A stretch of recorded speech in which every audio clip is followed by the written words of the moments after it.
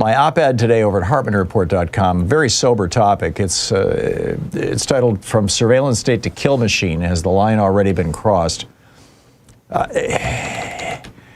Ever think a drone could chase you down the street or fire a bullet through your living room window because you pissed off Trump or Miller or their ICE thugs? If you think that's science fiction, think again. The Trump regime has been putting into place the possibility of this for the last 14 months.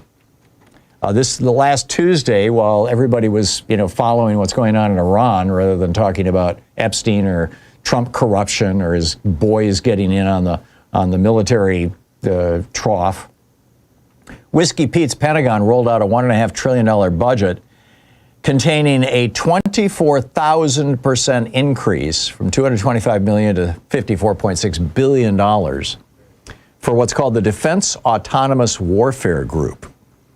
This is the largest year-over-year jump ever. The very next day, the U.S. Southern Command announced that they have their own Autonomous Warfare Command. This is based, focused on the Caribbean and South America and Central America, where Trump and Hegseth have already been blowing up these little boats, And you read these two announcements side by side and you figure out it's basically the operating manual for what comes next. This is, to put this into context, let's travel back to, 3 months to a tree-lined street in South Minneapolis where Renee Good was murdered. 37 years old, published poet, earned her English degree from Old Dominion, the mother of 3, the wife of Becca, murdered by Jonathan Ross, an ICE goon who has never been charged or held accountable in any way. In fact, on the right, he's applauded. So I'm starting with her because she's the human face of where our country already is under the police state that Donald Trump and Stephen Miller are assembling. Not where we're headed. By the time she was shot, ICE agents had opened fire on 9 people in 5 states and D.C. since September. None have been criminally charged.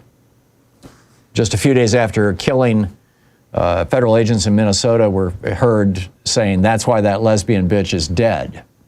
And in Portland, Maine, an ICE thug was caught on video telling a woman who was filming him, quote, "We have a nice little database and now you are considered a domestic terrorist." And that's the culture that these guys have built. So what's going on here? Well, to understand what they're planning, you have to know what's going on in Israel right now, because that's the template. A whistleblower in Israel, Israeli intelligence whistleblower, last year, or actually the year before last, leaked to an Israeli magazine. The magazine's called 972, about an Israeli AI system called Lavender. Lavender is a data system that ranked the entire population of Gaza, all 2 million people, based on their, quote, probability of militant affiliation. Lavender then automatically generated a kill list of roughly 37,000 people living in Gaza based on things like intercepted cell phone metadata and social media posts. It fed that list to human officers who spent an average of 20 seconds each approving the killing of these 37,000 Gazans that this program, this AI program, had identified as having possible militant, probability of militant affiliation is their phrase. Even more brutal, they've got a companion Israeli system called Where's Daddy that tracks those 37,000 men to their homes, because they concluded that killing them at home with a drone would have greater certainty and fewer side effects and be less difficult than killing them in a place of business or in a military setting. And so that's translates into, by the way, the system, the Lavender system, has about a 10% error rate. So about 10% of these people who are killed, so the 37,000, they bombed their entire house, killing their wives, their families, any neighbors, any friends visiting, anything. This is automated killing at an industrial scale. This is how I don't recall the number now. I think it's in the neighborhood of 100,000 people in Gaza have been killed now by Israel. So when you look at what's being assembled here in the United States now, it looks virtually identical to this. ICE has signed contracts worth more than $60 million with Peter Thiel's Palantir to build something called Immigration OS and a targeting app called ELITE, which stands for Enhanced Leads Identification and Targeting for Enforcement. ELITE pulls data from the IRS, Social Security, DMV records, Medicaid files, utility bills, license plate readers, and perhaps most importantly, commercial data brokers who include typically your social media profile. And if you use a, quote, free email service, those companies can read your email, and very often they do, and they sell that information to data brokers as well. So Stephen Miller, the architect of this, by the way, appears to have a six-figure investment in Palantir. Meanwhile, ICE has been buying and using Skydio drones for protest monitoring, and Customs and Border Protection has been flying MQ-9 Predator drones, most recently over ICE demonstrations in Los Angeles. And this is the mind-boggling part. The FAA posted a nationwide notice just 3 months ago, creating a 3,000-foot no-fly zone over all DHS and ICE vehicles. Now, you only do that if you don't want what you're doing to be photographed from the air, or if you're intending to use drones as weapons from the air. It's not just the feds, by the way, that are flying this stuff. The LA Police Department was using their Predator drones, or drones as first responder fleet, to surveil the January 31st ICE out rally in downtown LA and last month's No Kings protest.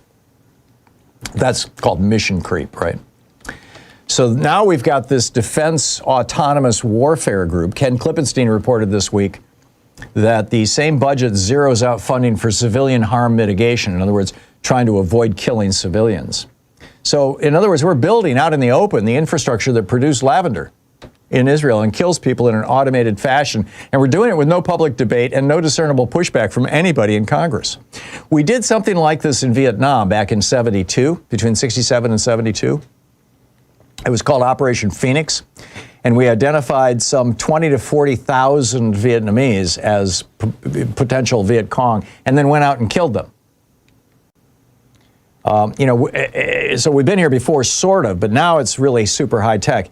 With Renee Good, the decision to kill her was made by a human being. What happens when that decision is made in 20 seconds by a machine down in Florida, which is where this command will be, and executed by a hovering armed drone that the FAA has cleared the civilian sky of so nobody can be watching? I mean, this now would be a good time to call Congress and say, what is going on with the ELITE program? What is going on with these drones that ICE now wants to have? What is going on with this Defense Autonomous Warfare Group? And what's going on with Stephen Miller investing in Palantir? Why isn't Congress looking into any of this stuff? I mean, this is pretty grim stuff. And by the way, if you're not registered to vote, be sure to register today. And openstates.org if you want to contact your state and local officials, because as I pointed out in the case of Los Angeles, some of this kind of technology is already bleeding into state and local levels. Renee Good deserved to go home to her son that morning. The next Renee Good deserves a country that will allow that to happen. Yes.